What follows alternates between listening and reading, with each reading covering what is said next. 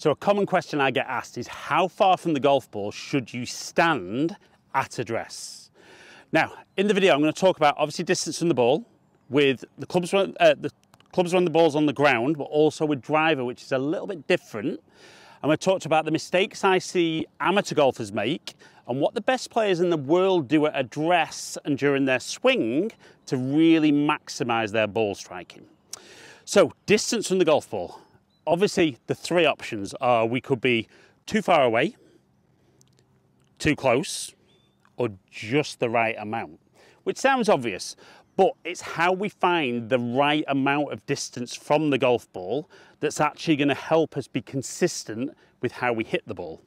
So for a lot of golfers, I think what they'll tend to find is that when they swing, they stand up a lot, and it's because they tend to move a bit nearer the golf ball, so they tend to give themselves more and more room away at address, which actually allows them to move nearer to the golf ball.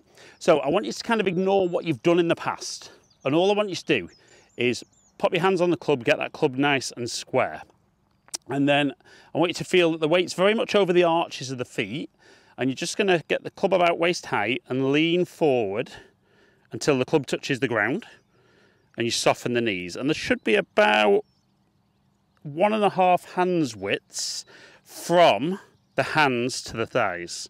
So again, waist height, tip forward from the hips and soften the knees. And then all you're going to do is shuffle into the golf ball.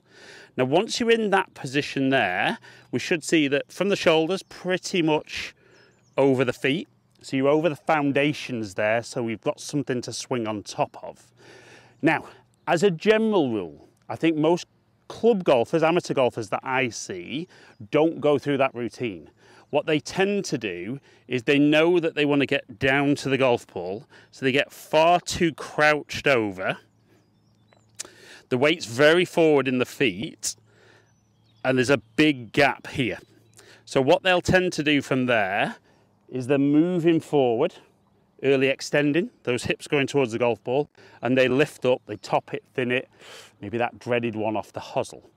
So if you can have a good routine of getting that little tilt forward, nicely balanced, and shuffle in, that's going to make you much more consistent to begin with. Now, if I look at the better players in the world, though, you don't generally see the best players in the world too much this way at address. If anything, you tend to see them a bit taller over the golf ball. Now, once you're a little bit taller over the golf ball, it's obviously easier to stand a bit closer. So I would much rather most club golfers were too close to the ball as opposed to too far away. Now, that'll move me on to the golf swing. So what I would say is if you're somebody who early extends, you'll be very nervous about being nearer the golf ball. That's okay though. So we're going to give you something to think about in your swing. So you're going to set yourself up, go down, soften the knees and move in. We're going to make the backswing pretty much as normal.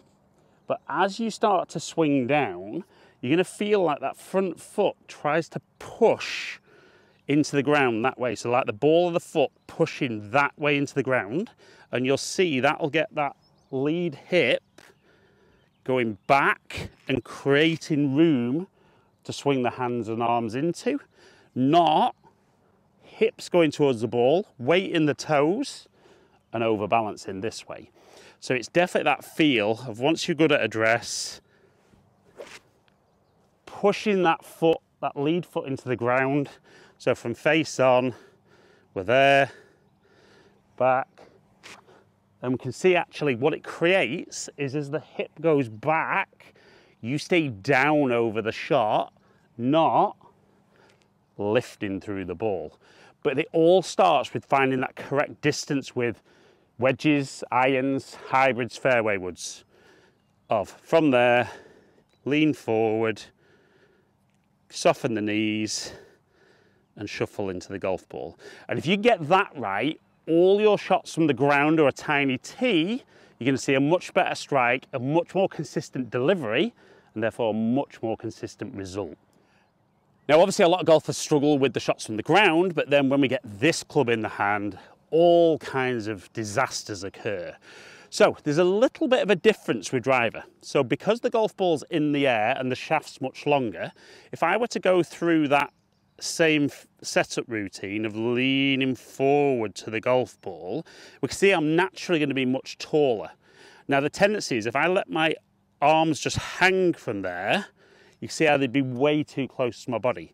So we want to lean forward, soften the knees, but we can see now that gap's a bit bigger with driver, maybe 2.5, 3 hands widths.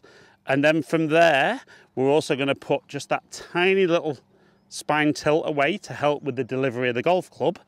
And again, have that same feeling of pushing that lead foot. So you're going to get in, lean forward. Can definitely feel now my hands are more kind of under my nose as opposed to under my chin. And then once you get there, you can focus on putting a good movement on it. And if you can get driver in play and then strike all the shots from the ground better, tee to green becomes a much more enjoyable game.